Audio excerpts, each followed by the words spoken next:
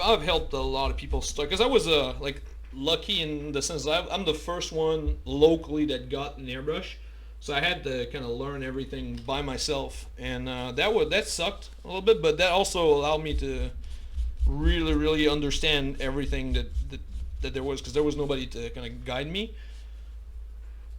So it's one of those things of like I'm really happy I learned that way now, but at the time it kind of sucked, and now I'm hoping that nobody has to kind of figure out the way that I did.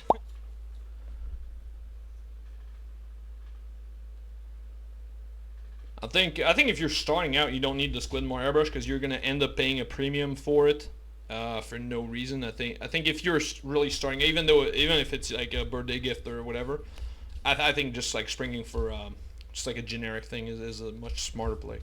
These are strong, but you do end up paying a premium for not for something that's not really, besides saying Squidmore, unless you know you wanna uh, like support what he does. In which case it makes sense. But in terms of like making a smart play, you start with like a garbage, especially because the compressor is the same, and usually you can find like a compressor plus airbrush setup for like 120 something dollars, and those get you like very basic airbrush to get started. And then once you're like familiar, and then maybe you've trashed that little cheap one, then you spring for the one that you really want, like earlier we were using the what was it, something, the Patriot Arrow, but the or the Squidmore, or some people really like the pistol grip, so they go and they buy a Grex airbrush, and like the one you want, but then you still get to get like that little cheap like Chinesium cheapo one that you can trash. And if you don't trash and you still want to buy something because you're very good at it, more power to you. You still have like a cheap airbrush for primer and stuff. How do you know when you've reached the capacity of the cheap? The whenever you're it's really hard to achieve like the. It's a tough question because it's really hard to. Usually, I think it's pretty. It's a tough question to answer. I think when because, or when there's something that you're trying to do that you cannot do, I think is how you figure it out, because otherwise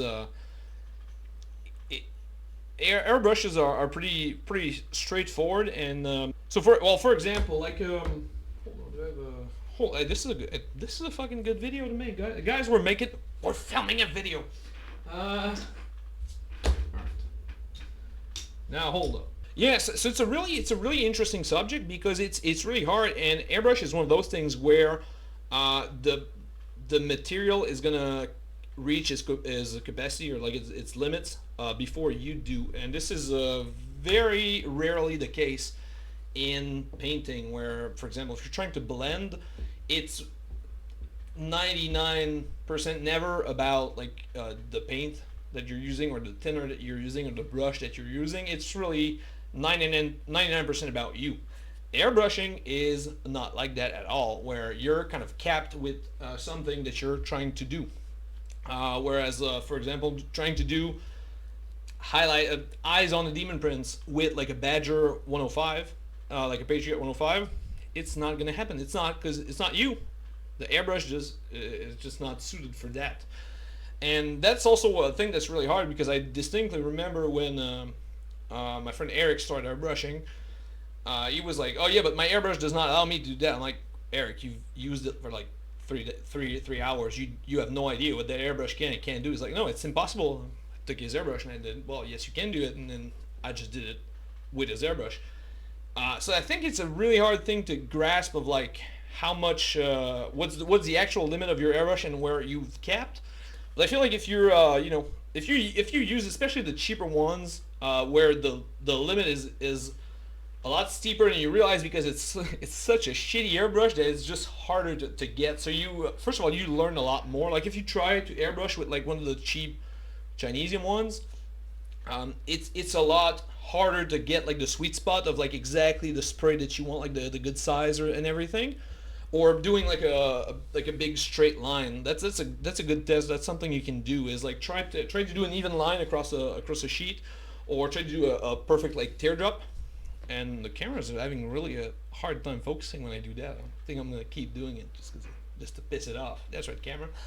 Um, yeah, so you can try a bunch of like exercise to see how much you control whatever you're doing, like or draw a checker, draw like a little checker, and then try to fill the blanks without touching the lines, and then see how little of that checker you can make, or how big of it you can make, and trying to do like angles and everything.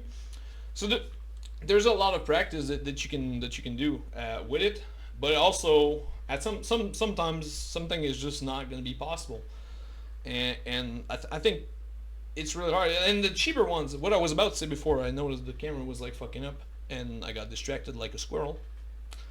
Um, shit, I did it again. In case you don't know, I have ADHD. Yeah, so fuck, I have no clue what I was about to say. This is the worst. We're not even editing this part out of the video. Fuck it. I'm gonna leave it on there for YouTube. Oh yeah. Now I know. So yeah. So if you're doing that for with a very cheap airbrush, you're kind of in luck, because chances are that your airbrush is kind of gonna break at some point, or it's gonna like the needle's gonna give out, or the trigger's gonna give out at some point, or the nozzle is gonna just like chip, and then that's kind of the time that you upgrade, and then you kind of unlock something new, which I know for a fact that Max did that. My buddy Max, when he started, he got started with like a super cheap one, and then he beat the crap out of that cheap one, and then he said, "No, I'm gonna just buy another cheap one. I like it, and I'm not trying too hard." And then at some point he bought like a more expensive one. He was like, "Oh, now I've unlocked like new C." He felt like it was like almost a different hobby that he was doing, because now he had I think it was a Patriot 105 that he got, and it was like this is so much better. And so he kind of leveled up, because he was pushing the little cheap Chinesium El Cheapo unbranded airbrush to the limit, and then once he upgraded, he realized, oh, it was the airbrush, it was not me. So maybe you just, when you feel like maybe it's the airbrush or maybe it's me, just buy a better airbrush, and then you'll see for yourself. Maybe like if you buy a super fancy airbrush and you still can't do shit, that just means you have to practice a little bit more. It was not the gear, it was you. But sadly, contrary to a lot of things in life, airbrushes, they limit your skill. It's not the tools don't make the man, as they say. Well, in that case, they kind of do. For airbrush stuff, I say this all the time, but for airbrush stuff, you go to Amazon. Amazon is like unbeatable, because it's 50% 50% cheaper than everywhere else. If you don't know, I think there's a link on Twitch, but it's lfirehobbies.com/airbrush. I think it gets you exactly where you want to go, or lfirehobbies.com/essentials. And I think it's got a bunch of links to a bunch of like these airbrushes I was just talking about. That you hit the maximum. God damn it! Stupid green screen! Stop. I can't move at all. Set the butt straight. Sorry, the small green screen is new. I did not use that before.